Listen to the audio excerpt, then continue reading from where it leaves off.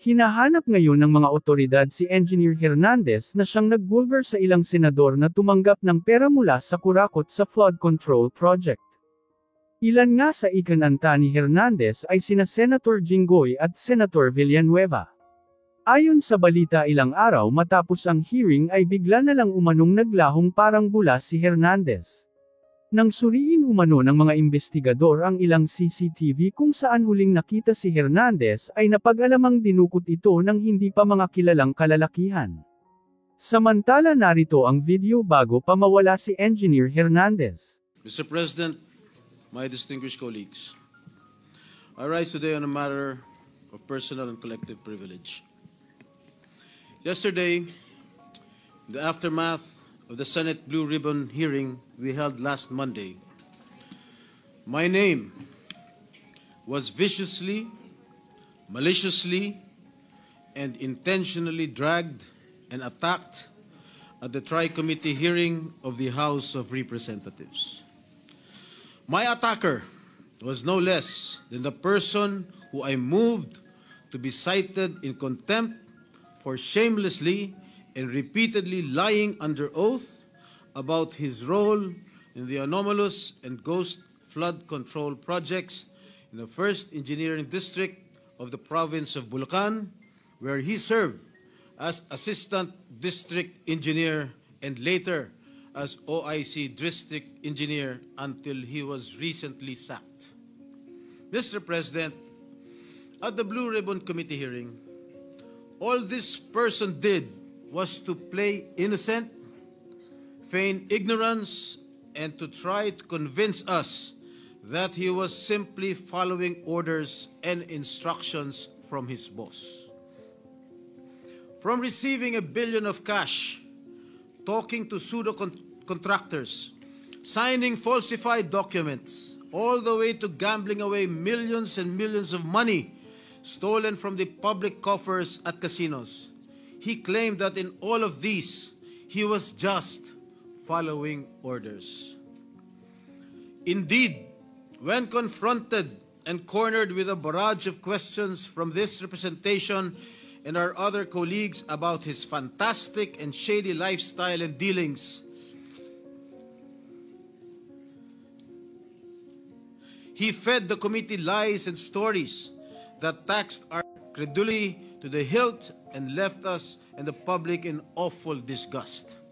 Clearly, he perjured himself and we cited him in contempt. Bunsod sa aking motion, ipinakulong natin siya. Mr. President, appearing the next day at the TRICOM hearing at the House of Representatives, this former DPWH Assistant District Engineer by the name of Bryce Erickson Diaz Hernandez, or Bryce, also known as Marvin Santos de Guzman, yung kanyang alias sa casino, apparently realized he needed to level up dahil hindi niya nalusutan ang ating Blue Ribbon Committee. Hindi pa sapat ang pagsisinungaling niya para pagtakpan at maisalba niya ang kanyang sarili. So while he was in detention here at the Senate, sabi niya, nakapag-isip po ako at nagdesisyon na maglabas ng ilang nalalaman ko sa flood control project. Tama po, sabi niya, tama po si Senator Lacson na mga engineers ng DPWH ay tila naging legman o bagman na lang. Kung tatanungin niyo po ako kung sino o kanino kami naging bagman, sasagutin ko na po ngayon. Nakapag-isip? May naniniwala ba dito? Samantalong ayon nga sa impormasyon ni Senator Lacson, habang naghihiring ang Blue Ribbon noong September 1, nasa casino siya at nagsusugal. And then, lo and behold, during the TRICOM hearing, he then proceeded to take off from that remark jokingly addressed to me by Senator Marcoleta when Mr. Diskaya said that there were no senators involved. Ang sabi ni Senator Marcoleta, safe ka na. Mr. Hernandez said, sabi ni Senator Marcoleta kahapon, ligtas ka na. Hindi po ito totoo. Si Senator Jinggoy Ejercito Estrada, Senator Joel Villanueva, Yusek Robert Bernardo at D.E. Alcantara. Si Sen Jinggoy po ay nagbaba ng 355 million ngayon 2025 sa mga ilang projects sa Bulacan at ang sabi po ng boss ko dito ay 30% ang commitment dito. Mr. President, this is a blatant lie. Isang malaking kasinungalingan. I wish I did not have to borrow your time in this privileged hour to demonstrate how crooked my accuser is. I know most of you have probably witnessed the proceedings in the investigations conducted by both houses of Congress, where he has so far appeared.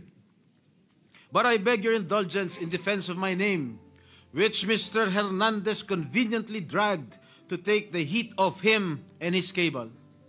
A desperate attempt to divert attention away from the real issue, his own involvement in ghost projects and questionable dealings. Batay sa aking mga nakalap na sinumpaang salaysay ng ilan sa mga kawani ng DPWH at mga kasamahan ni Mr. Hernandez, malinaw na sangkot siya sa mga ghost project sa Bulacan. Pinatotohanan ito ng hindi lamang isa, kundi 3 opisyal na nagsabing siya at si RJ Dumasig, Project Engineer 1 ng Bulacan, 1st District Engineering Office, ay kapwa kasangkot sa mga proyektong ito. Pinatotohanan din ito ni na John Michael Ramos, dating OIC ng Construction Section ng Bulacan 1st District Engineering Office, Ernesto Galang, Hepe ng Planning and Design Section ng parehong distrito, at Norberto De Leon Santos, Hepe ng Quality Assurance Section. Lahat sila ay nagbigay ng sinumpang salaysay na nagdidiin kay Bryce Erickson Hernandez. Ang dalawang ito ay kabilang sa tiniguruan ni Senator Lacson na BGC Boys o Bulacan Group of Contractors, mga suki sa kasino. Si Bryce, also known as Marvin Santos de Guzman, ay nakapaglustay na abot ng 435 million at nakapag-launder ng perang humigit sa 1 bilyong piso. Samantalang si RJ, alias Sandro Bernardo Park, ay umabot naman sa 16.9 million ang natalo sa kasino. Ginoong Pangulo, malinaw ang paglalahad ng ating kasamang senador na ang kanilang mga gawain ay nagpapahiwatig na sila'y sangkot sa paglilinis o paglalaba ng mga nakulimbat nilang pondo ng bayan. Sa aking pagtatanong nitong nakarang Lunes sa pagdinig ng Blue Ribbon Committee, sa General Manager ng Sims Construction Trading na si Ginang Sally Santos, inamin niya na naghatid siya ng kabuuang 1 bilyong piso mula taong 2022 hanggang taong 2025 sa DPWH at iniabot yon kay Mr. Bryce Hernandez. Ayon pa kay Ginang Santos, ang halaga ng pera na kanyang dinadala na minsan ay nakalagay sa mga kahon ng noodles ay depende sa proyekto at minsan ay umabot ng 245 million pesos sa isang hatid. Kapal ng mukha mo. Sinabi rin ni Ginang Santos na si Mr. Hernandez at DPWH Engineer JP Mendoza, Chief ng DPWH Bulacan's Construction Division, ay ginagamit ang lisensya ng Sims Construction para sa mga proyekto nila. Si Mr. Mendoza, na may alias na PJ Castro Asuncion, na pinangalanan din ni Senate President Pro Tem Lacson, na kabilang sa BGC Boys, ay may kabuuang 418 million na nilustay sa iba't ibang kasino at nakapag-launder ng perang mahigit 218 million pesos. Kung nakakapagpatalo ng 10 milyon si Mr. Hernandez sa kasino, hindi na rin siguro nakapagtataka kung bakit hindi siya nalalayo sa mga diskaya pagdating sa paramihan ng koleksyon ng mga sasakyan. Nauna nang inamin ni Mr. Hernandez na siya at ang kanyang asawa na isang dating rank and file employee ng GSIS ay nagmamayari ng mga mamahalang sasakyan gaya ng Dodge Challenger, Toyota Supra at Lamborghini Urus Performante. Hindi ito karaniwang pag-aari ng isang empleyado ng gobyerno. At hindi pa dito nagtatapos ang listahan, Ginoong Pangulo.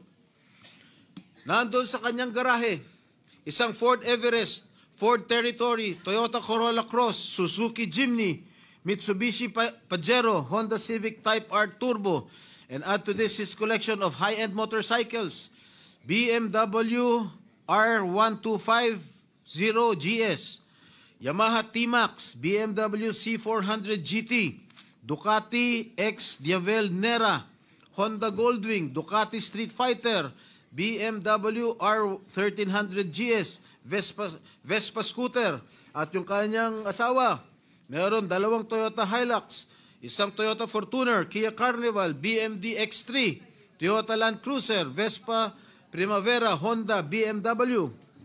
Mga kaibigan, Ginoong Pangulo, Bryce Hernandez claims these vehicles are part of a buy and sell business run by his sibling. But why are all these vehicles registered under their names? Bakit nakarehistro ang kanilang mga sasakyan sa kanilang mga pangalan kung sinasabi niya buy and sell business itong mga ginagawa nila? Gago. Magkano ba ang sahod ni Hernandez?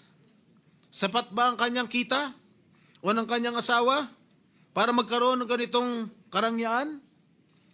Mr. President, ginagamit bilang umano'y ebidensya laban sa akin ang mga larawang kuha sa iba't ibang okasyon gaya ng birthday party.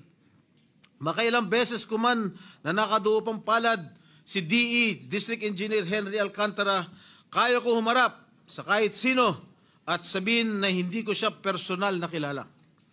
Mismo ang Pangulong Marcos na nga nagsabi na mga larawan natin ng mga opisyal o public figures ay hindi sapat na batayan para patunayan at masabing talagang kilala natin ang mga nakakasalamuhan natin. To quote President Marcos, alaman naman ninyo, ini-name drop lahat. Magpapakuha lang ng picture tapos sasabihin, o tingnan mo, malapit kami. Sa isang araw, 1,000 yung nagpapapicture sa akin eh. So lahat ng 1,000 na yan, malapit na ba sa akin? People have to be more careful at huwag sila masyadong gullible. Yan po ang sinabi ng ating mahal na Pangulo. Tungkol naman sinasabi niya, hinggil sa isang nagngangalang Beng Ramos na nagpakilala daw ng miyembro ng aking staff sa Senado. Malinaw na ipinakita niyang text exchanges sa kanyang cellphone na nangyari ang kanilang pag-uusap tungkol umano sa isang pagdideliver ng pera noong December 22, 2022. Mr. President, 6 na buwan pa lang ako mula nung mahalal muli sa Senado. Wala akong kinalaman or anuman partisipasyon sa budget deliberations para sa 2022 budget. Mag-iimbento ka lang, sablay pa. Mr. President, there is no one among my staff named Beng Ramos. Wala akong staff o consultant na Beng Ramos. No such person has ever been employed, much less authorized to use my name or act on my behalf. Mr. President, let me just share that even before the resumption of the 3rd hearing of the Blue Ribbon Committee last Monday, I already received warnings from various quarters. I was told that if I continue to actively participate in the investigation on ghost flood control projects, I will become an easy target. An easy target, they say, because of accusations hurled against me in the past relating to the PDAF issue. Mr. President, I told these people, warning me, and as I have stated at the start of the Senate investigation into these public works anomalies, hinarap ko po sa hukuman lahat ng kasong inihain laban sa akin. Hindi lang ako sumuko ng kusa nung ako'y pinaratangan at ikinulong. Ako po'y nakipaglaban ng patas sa proseso ng batas at hustisya at naghintay ng matagal na panahon sa pagdating ng hatol sa mga kasong ito. Hindi po ako nawala. Hindi po ako nagtago. Hindi po ako tumakas o nagbintang ng mga taong walang kinalaman sa mga akusasyon laban sa akin. At great cost to my family, my freedom, and my political career, I have acquitted myself of the grave charge of plunder before the bar of justice and the legal system we are all sworn to uphold. Should that sad and dark chapter of my life be a reason for me now to do nothing, say nothing, and just keep quiet when my job as an elected senator of this country calls on me to take a stand and expose these people? No, Mr. President, I cannot and will not shirk from my sworn duty to ferret out the truth. I will not be silenced when I know I can contribute something to the task at hand. I will continue to do my best to be worthy of the support that I was generously given by the people who elected me back to this Senate. Tama nga nagbigay ng babala sa akin. I am an easy target. Kaya isang araw pagkatapos ko sabihin na dapat i-contempt ang sinungaling na si Bryce Hernandez, tumakbo siya sa Kongreso sa mababang kapulungan para ilako Bryce Hernandez na lantarang sinungaling at magnanakaw. Ang sabi nga ni Senator Marcoleta, safe ka na. With due respect to our colleague, hindi po, Senator Marcoleta. Hindi ikaw, hindi ako, at lalong hindi safe ang taong bayan. Hanggang may mga Bryce Hernandez na engineer ng kasinungalingan at pandarambong ay hindi tayo safe. Hanggang may mga ghost projects sa DPWH at iba pang ahensya ng gobyerno, hindi safe ang pera ng bawat Pilipino na nagbabayad ng buwis. Isipin na lang ninyo, takot na takot ang mga kababayan natin basta BAR na ang kaharap habang may mga walang konsensang tao na isinusugal lamang sa kasino ang pera ng pinaghirapan at binuno nilang ibayad. Hanggang may mga tao na nagbabayad, nananakot at ngayon ay pilit na nililis ang kwento, ay hindi tayo safe. Mr. President, my dear colleagues, if my opponents think that they can weaponize me, that they can weaponize my past to stop me from investigating, nagkakamali sila. If my critics think that funding a social media campaign against me will prevent me from going after liars, thieves, and crooks, hindi nila ako kilala. I have been bashed and now targeted for the way I go after lying witnesses.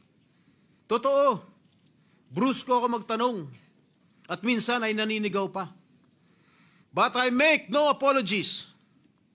Subukan ninyong humarap sa mga taong sinungaling at mayabang pa. Mga witness na halatang halata na niloloko ka. Mga opisyal na gobyerno na nagmamalinis at nagtuturoan. Tingnan natin kung hindi kayo magalit. Mr. President, my brother, Senator J.V. Ejercito, is known as the good one. Okay lang po yan. Dahil kapatid ko naman siya. But let me be known as the other strada who went after the bad ones. I will expose and relentlessly pursue the bad ones regardless of the risk and notwithstanding the cost. Hindi ako natatakot at lalong hindi ko papayagan na gamitin ng masasamang tao ang nakaraan ko para lamang patahimikin ako. I have been jailed. I have been vilified, crucified, and publicly humiliated. But I will never allow the likes of Bryce Hernandez to turn the tables on me Kayo ang nasasakdal sa mata ng taong bayan, hindi ako. Mr. President, I vow never to let the masterminds and engineers of this massive defrauding of the Filipino people to silence me. Hindi pa ako tapos at lalong hindi ko kayo uurungan. Ginoong Pangulo, maraming salamat po at mabuhay po kayong lahat.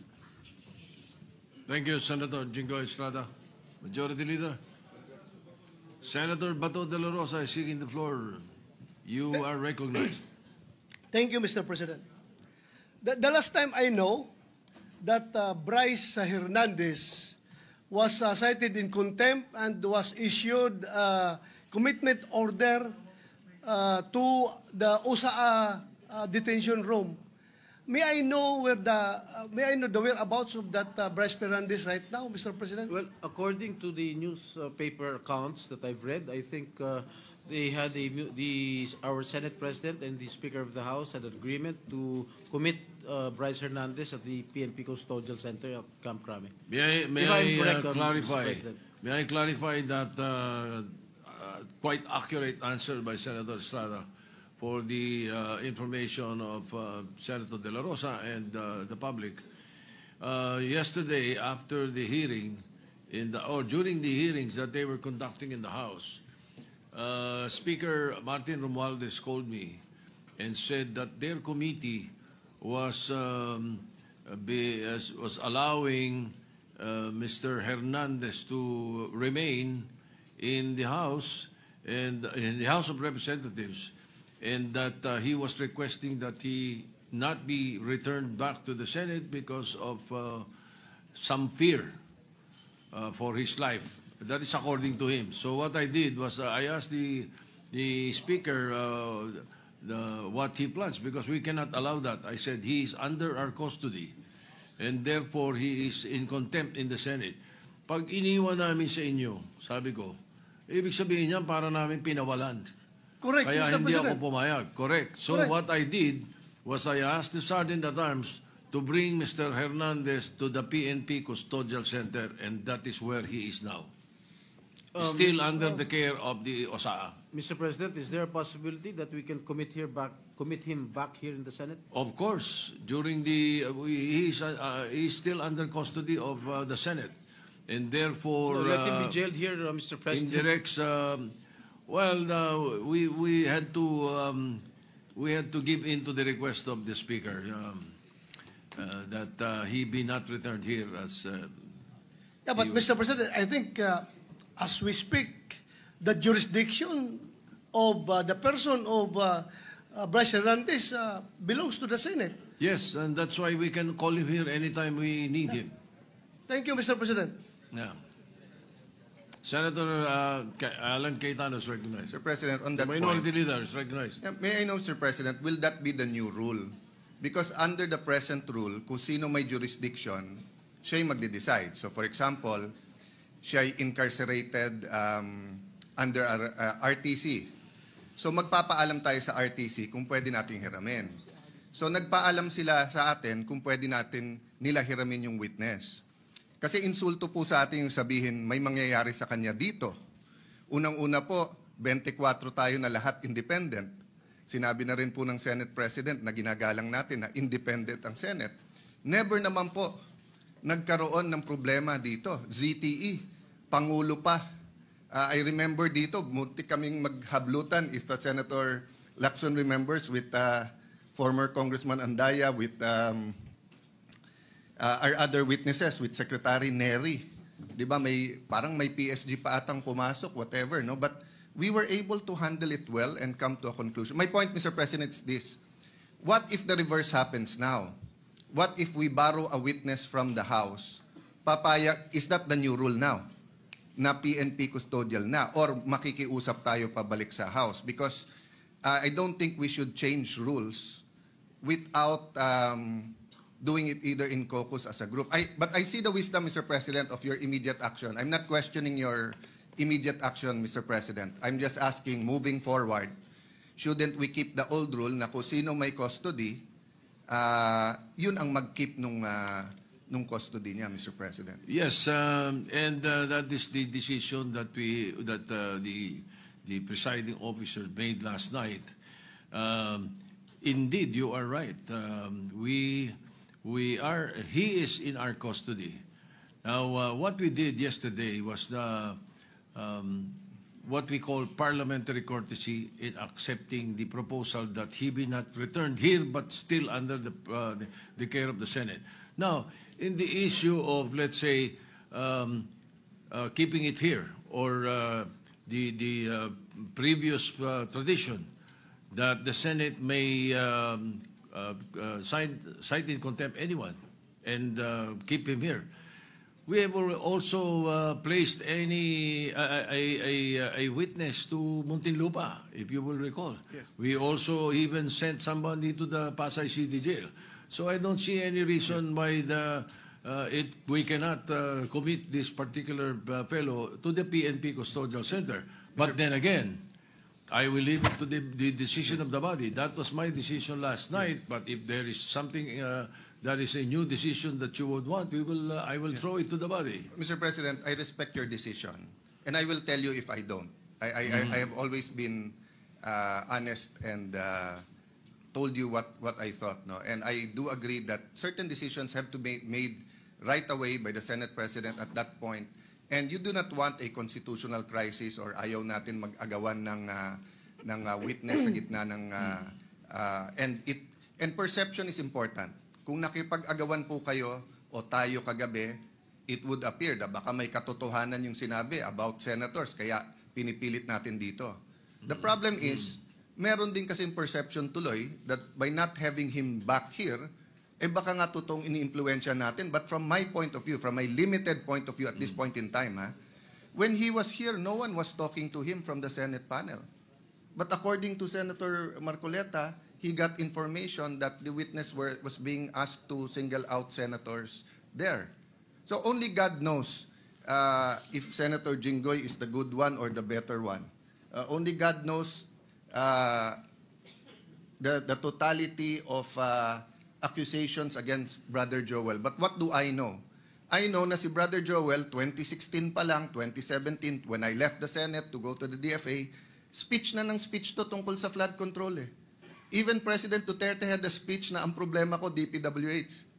And never tinago ni ni President Duterte. Nandun yun po, nasa Facebook, nasa TikTok na sinasabi niya, baka may ghost project pa. 2022, to be fair to our new chairman of the committee on the Blue Ribbon Committee and the Senate President, you weren't here at that time, but I'm sure you monitored it. Tinuturo naman ni Secretary Bonoan kung bakit nagkaganon yung budget at ba't suddenly lumaki na naman yung budget. No? So the point is, Mr. President, perception here matters. Tomorrow ba or the next day, we will announce, I think Malacanang has already said they will announce a independent commission.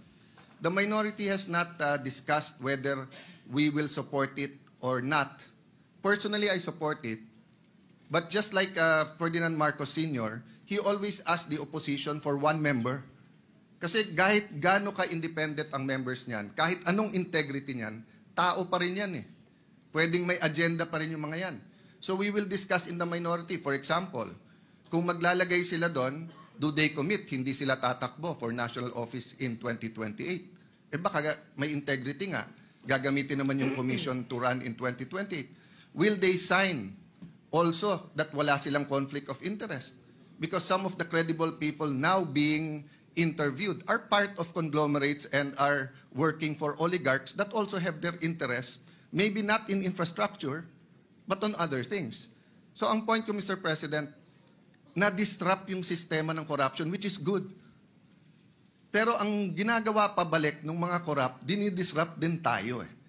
Dinidisrupt din yung mga nag-imbestiga. That's why yesterday, I'm happy we have a consensus, the majority and minority, that we should continue our hearings.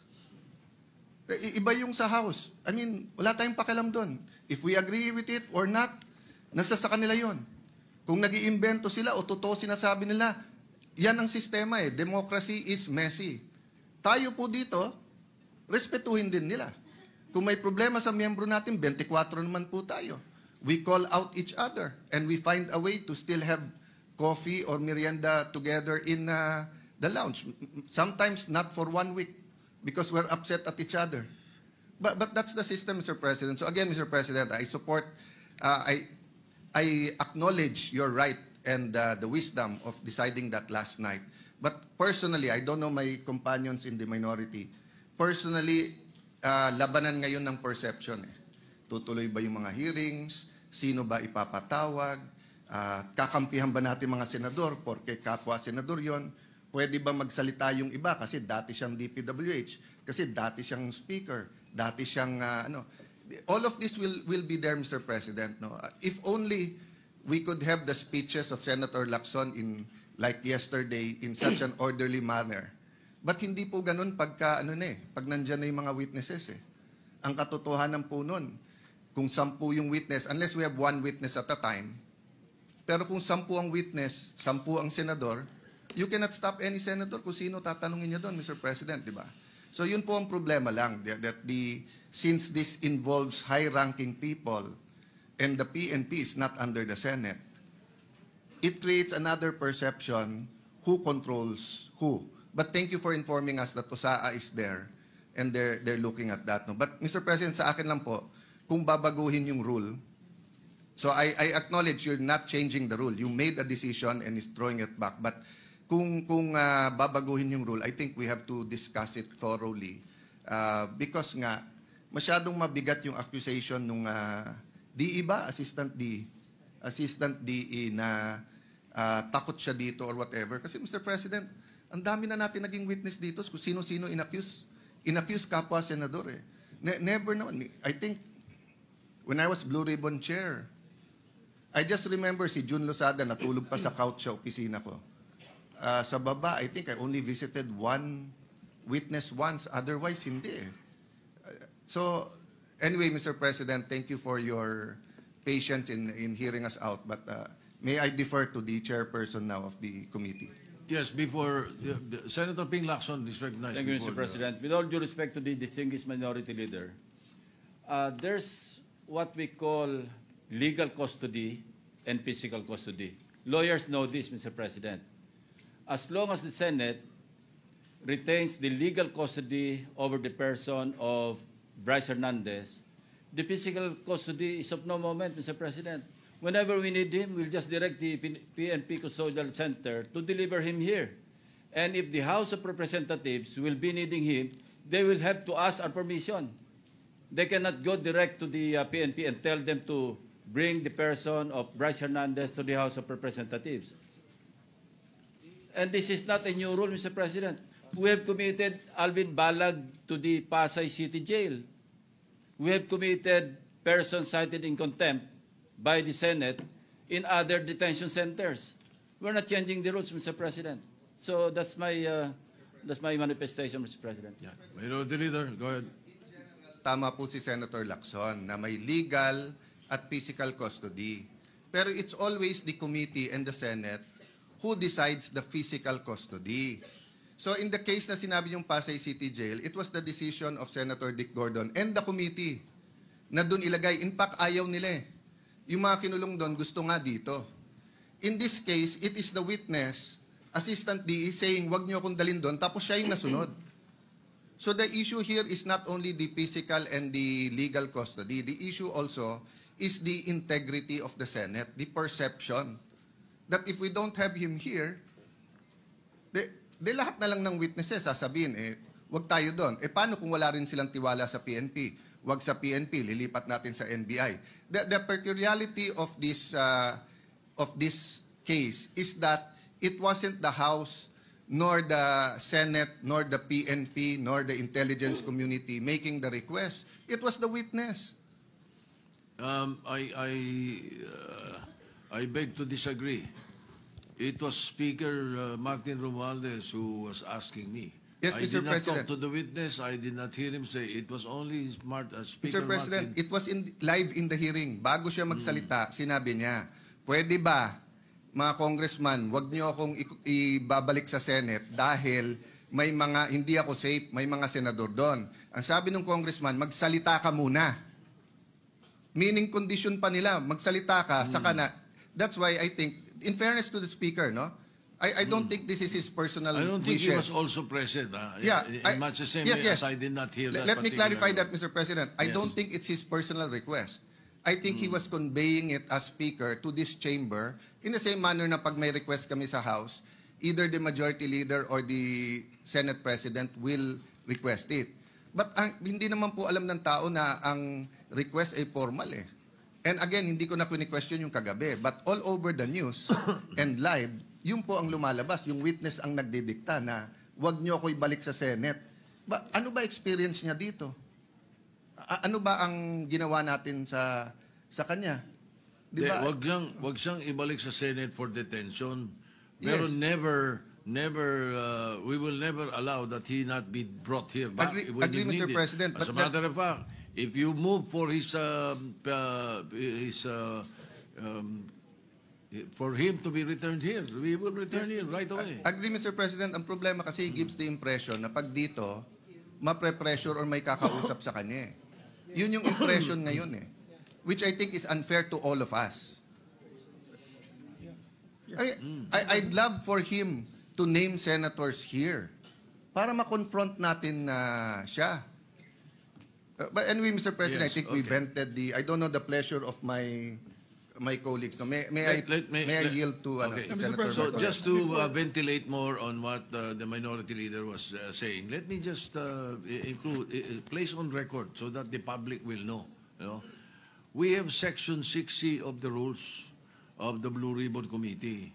It's very clear. It says a witness cited in contempt may be ordered to be detained in such place as may be designated by the committee alone or with the concurrence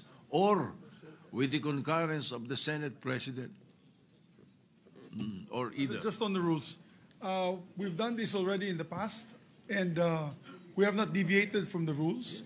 But if our good colleagues would like to discuss this further, maybe in a caucus, after the speeches, we could have a caucus and discuss, Mr. President, if we want him back here or we would keep him in the PNP Custodial Center. Yes, so that we can continue with the debates. We'll continue with that. But before I recognize Senator De La Rosa or Senator Marcoleta, again, for the concern of the minority leader, the People's or the Independent Commission that is being created, we leave it up to the executive. That's their problem. But in the Senate, I have filed since August 16 the Independent People's Commission. Perhaps your concern can be addressed in our own bill. I hope very soon we will be conducting a hearing of the matter. Yeah, both, Mr. President, because if you remember, during the time of Ferdinand Marcos Sr., there were independent commissions. And the opposition, and we are the new opposition here, Yes. advocated that. But I am studying your bill, and I thank you for filing it, Mr. We President. can include that.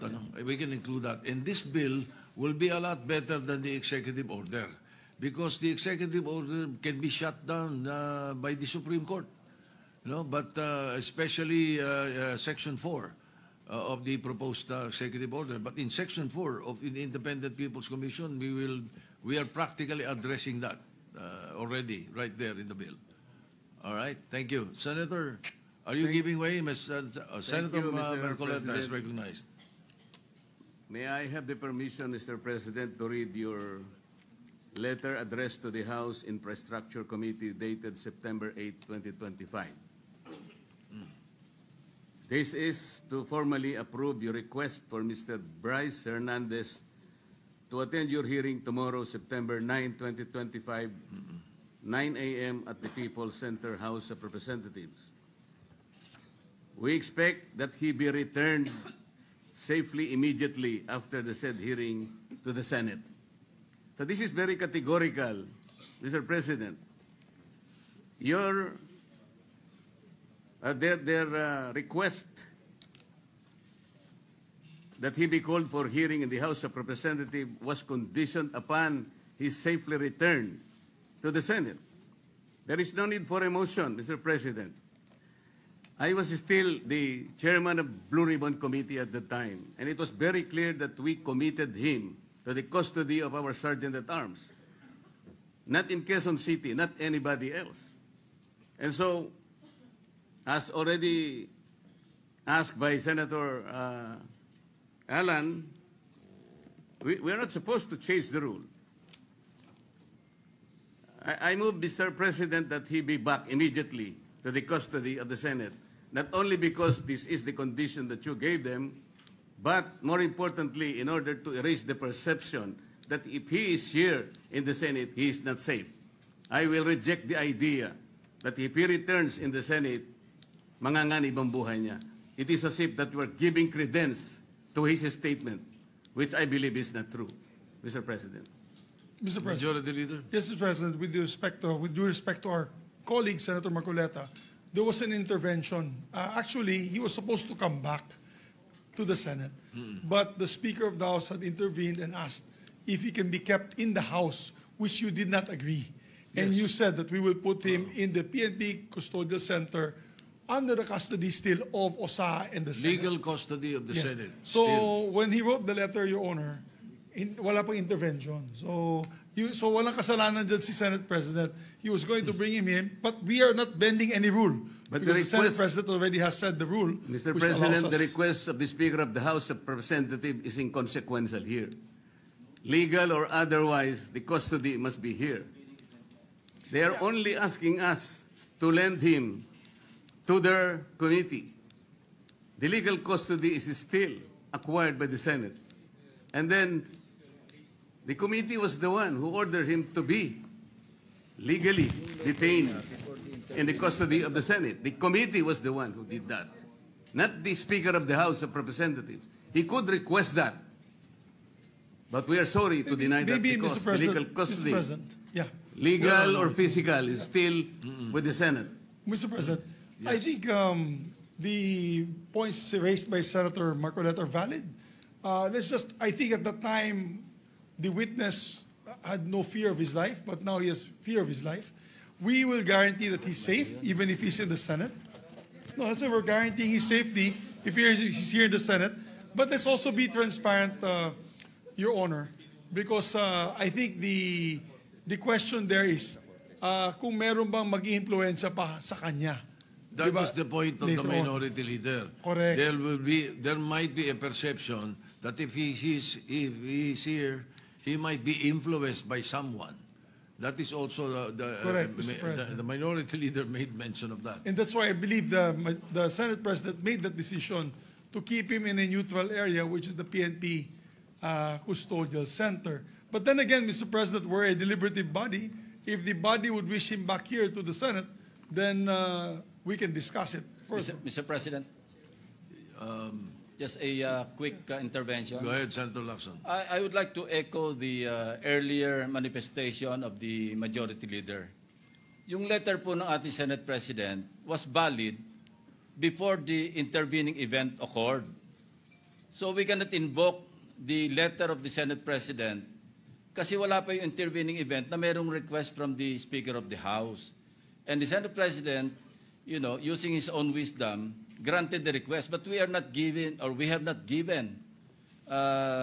the legal custody of Bryce Hernandez to the House. We still maintain or retain the legal custody over his person. And as I mentioned earlier, kung kailangan siya ng House, they will have to seek permission from the Senate President. Again, yes, they are not in Thank you, custody. Mr. President. Yes, Mr. Senator De La Rosa, President. yes, go ahead. Thank you, Mr. President. Mr. President, You know, Let Senator De La Rosa speak first. Go ahead. we have a very sad experience, Mr. President.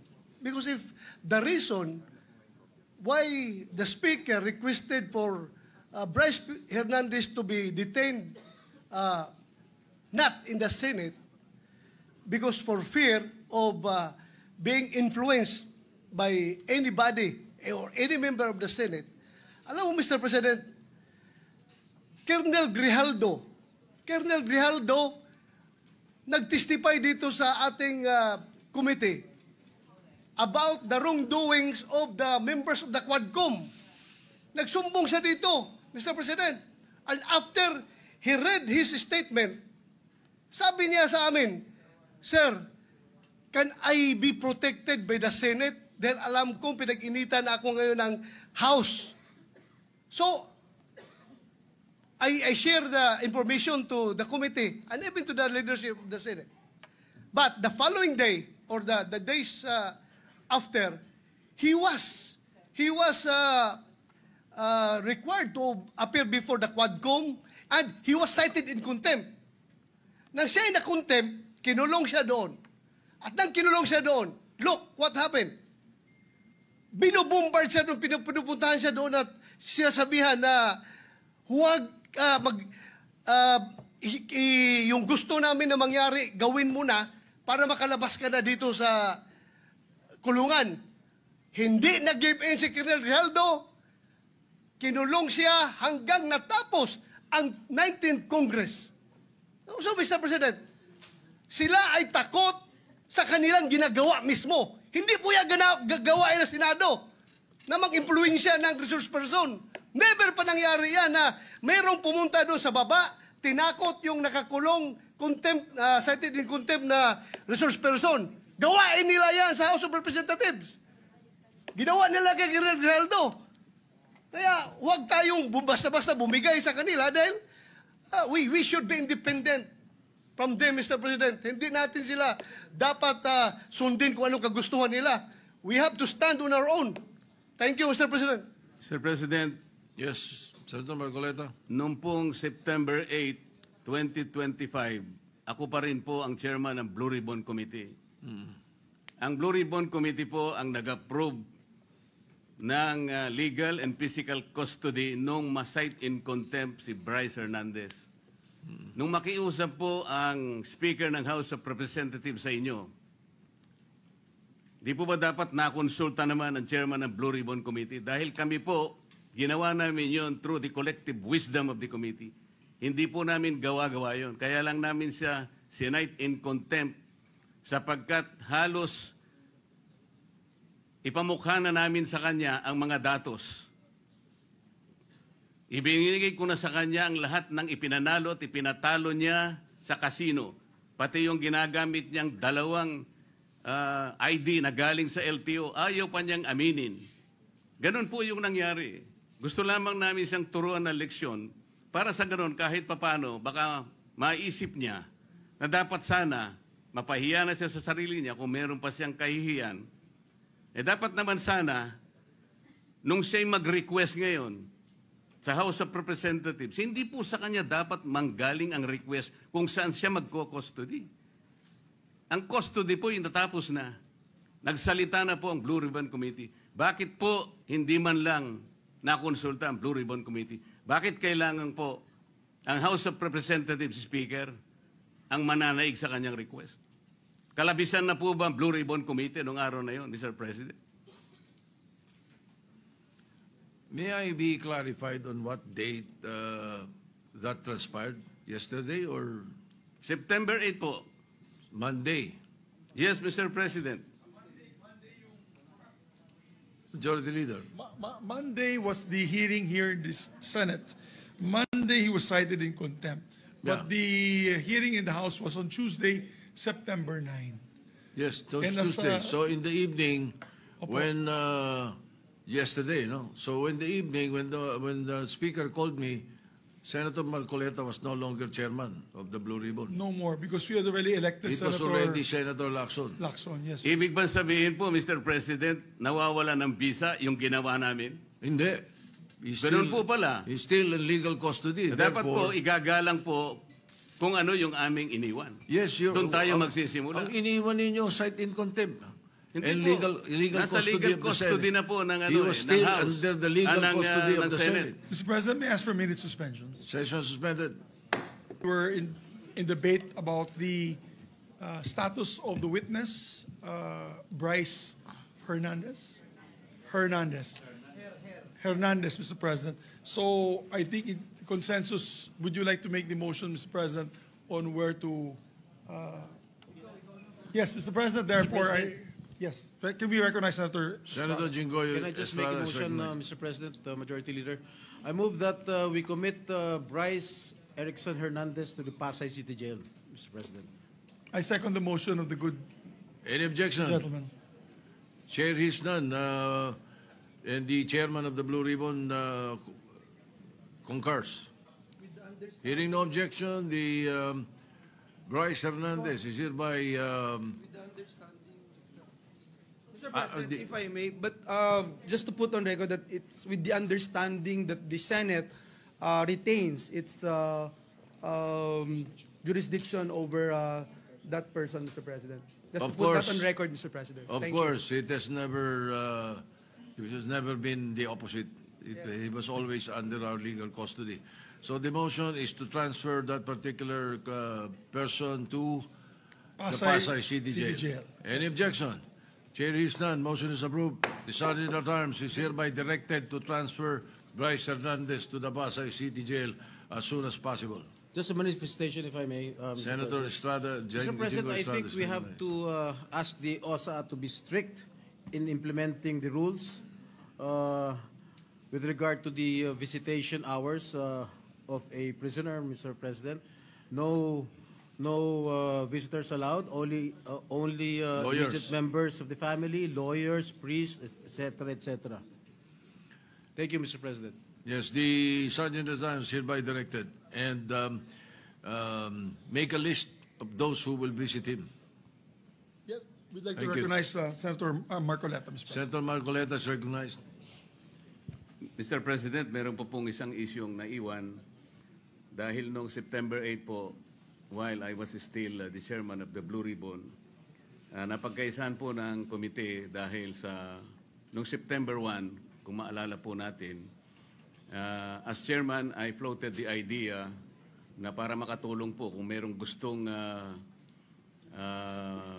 lumabas na doon sa 15 na kasama sa pagdinig, makakatulong po sila ma-identify po lahat ng mga kasabwat sa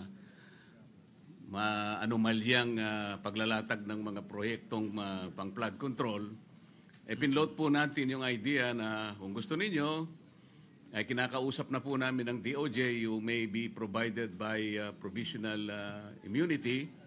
Of course, pag-aaralan natin kung qualified kayo. Sa nakikita naman namin, basta hindi kayo most guilty at napakarami pong ibang mga requisites doon, tinignan po natin mabuti.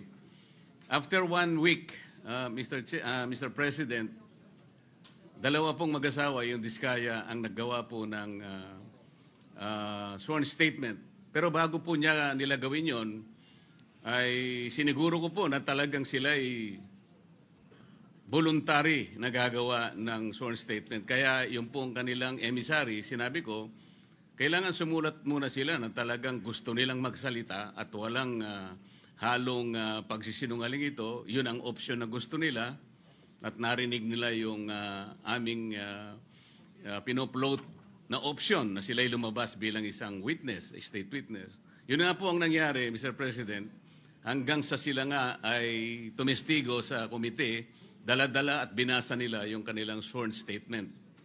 Nang dahil po doon, Mr. President, ay gumawa kami ng sulat sa ating kalihim ng Department of Justice. At yun nga po ay September 8, 2025. Gusto ko po malaman, Mr. President, ano po yung status noon sapagkat kayo na po ang pumalit na Senate President by the time. Yes, the proposal and your intention is indeed, yes, it's laudable. We may be able to get state witnesses there, no? But that September 8, evening of September 8, when I was informed about it, what I did was to decide that the issue be referred to the Blue Ribbon Committee, especially knowing that there will be a new composition the following day. That was quite late at night when I received the notice. Mr. President, if that happens, parang ang aming pong pinag-usapan noon while I was still the chairman of the Blue Ribbon Committee, parang nawalan po ng saysay. Ang mangyayari po noon, with all due respect, baka po ma-compromise o mawala po yung integrity ng proceedings natin. The integrity of the inquiry is very, very important here. Sila po ay pinangakuan namin sapagkat nagpapasaklolo sila Alam nila na may panganib ang buhay, hindi lamang sa kanilang mag-asawa, kung hindi yung pamilya nila. Kaya nakita po namin ang urgency. Mr. President, September 10 na po ngayon. Kung sakali pong totoo na nanganganib ang buhay nila, yun pong ipinangako namin na immunity sa kanila na makakatulong po. At yun naman po ang naging courage sa kanila para lumabas into the open and tell all. Nakita naman po ninyo, talagang initially nakapagsalita sila nung inaakala nilang kasangkot po, allegedly, sa mga maanumalyang paglalatag ng flood control projects. Kaya po, ang tanong ko ngayon, kailangan po bang pagpasyahan ng bagong liderato ng Blue Ribbon ang isang bagay na amin na pong naaproba nung kami po ay nandun pa sa Blue Ribbon? Mr. President? Majority Leader. Yes, Mr. President. May I ask for a minute suspension so that both leaders, the former leader of the Blue Ribbon and the newly elected leader of the Blue Ribbon Committee can discuss for just a few minutes this operational matter amongst themselves. May I ask for a minute suspension? Session is suspended. Thank you. From Nueva Ecija and Pampanga, Senator Marcoleta has graciously allowed us to discuss first other matters. Mr. President, Yes, you may proceed. yes, thank you, Mr. President. I move that we consider proposed Senate Resolution number. Wait, may I ask for a minute suspension, Mr. President? Do you want it referred? Your speech to the Blue Ribbon Committee. Mr. President, I believe that the gentleman from San Juan would like his speech referred, and I move to do so to the Blue Ribbon Committee, Mr. President. Any objection?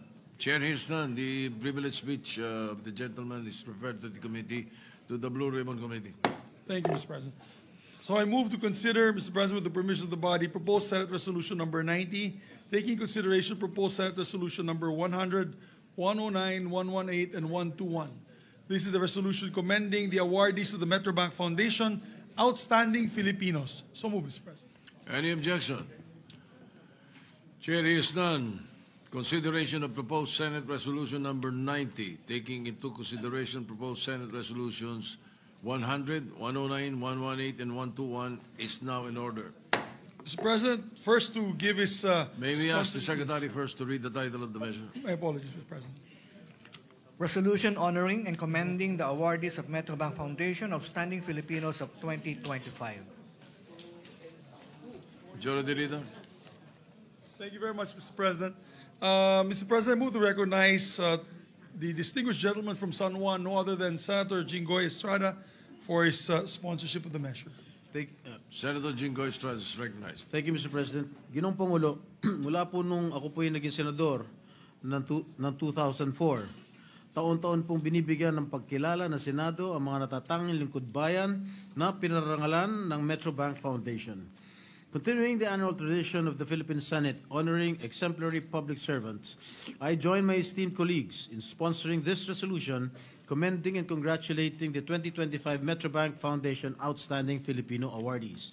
Sa panahon na headline ng katawilaan, kasinungalingan at paglustay sa kaban ng bayan, kayo po ay mga buhay na patunay na higit na nakakarami pa rin ang mga kawani ng pamahalaan na tapat na nagsiservisyo, may malasakit sa taong bayan, at katuwang sa pagunlad ng bansa. You all stand as beacons of hope and role models for honest and dedicated public service. Nakakatuwang isipin na ang naibigay na number sa ating isinumiting resolusyon ay 100 na tila nagbibigay ng perfect score at kudos sa ating mga awardees.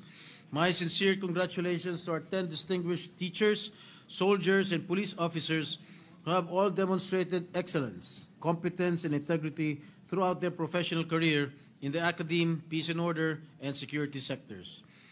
Master Teacher Noel Sadinas of Casibu Nueva Vizcaya, Engineer Armando Perfecto Molino of Los Baños, Laguna, Dr. Maylene Uy of Iligan City, Lanao del Norte, Dr. Angelo Mark Walag of Cagayan de Oro City, Colonel Joey Fontiveros, AFP Cyber Command, Philippine Army, Colonel Ricky Canatoy, 4th Infantry Division, Philippine Army, Cagayan de Oro City, Underwater Operationsman First Class Andrew Anthony Toralio of the Philippine Navy, Cavite City, Police Colonel Frederick Obar, PNP Directorate for Plans, Police Major Elmira Relox, PNP Regional Office, Bangsamoro Autonomous Region, and finally, Police Master Sergeant Ivan Velasco of the PNP Police Security and Protection Group. As your former chairperson of the Senate Committee on National Defense and Security, Peace, Unification, and Reconciliation, I would like to personally give special citation to our outstanding soldiers. Tanggapin po ninyo ang taus-pusong pasasalamat at pagsaludo sa inyong sakripisyo, kabayanihan at dedikasyon sa tungkulin sa gitna ng napakaraming hamon at banta sa ating kapayapaan at soberanya. Rest assured that this representation will continue to author and push for the enactment of measures that will advance the welfare of our soldiers and veterans and adequately support the needs of the defense establishment. Thank you, Mr. President and my dear colleagues. Majority Leader. Thank you, Mr. President. Mr. President, I believe that you will just insert into the records your sponsorship speech. Is that correct? Yes, I will just insert into the records the copy of my sponsorship speech. Thank you, Mr. President.